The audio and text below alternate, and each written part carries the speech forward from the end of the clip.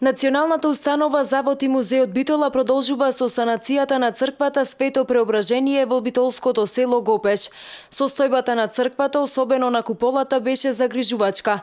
Од честото влажнење и прокиснување на полукружниот свод дојде до одвојување на фреско живописот на куполата и гниење на носачот. Минатата година екипи од Националната установа Завод и музеј успеа да направат скеле за куполата која е висока од 16 до 18 метри, а со тоа и оваа година да се продолжи со активностите за санација на куполата и ѕидното сликарство на куполата. Таа црква има сериозни иштетувања во друг дел.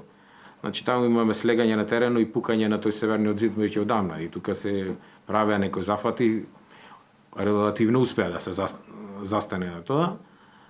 Со градежно-конструктивни методи, значи се ставија затеги таму и успеа тој зидот кој што се отклонуваше и кој што имаше шанса да падне северниот зид. Извинете, јужниот зид, ако не се лажам, јужниот зид, значи тука имавме слегање на теренот и така сега се застана, па ќе огромни инвестиции требаат за тој објект. За тој објект тој е еден од најзначајните во битолскиот регион и треба огромна инвестиција за да се санира како што треба.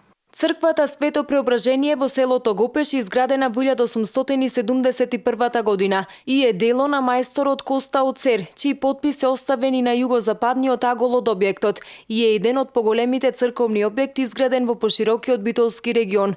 Карактеристично за овој храм е што бил украсен со 90 икони и фрески, но за жал пред 4 години 40 икони беа украдени, а досега трагата не им е најдена.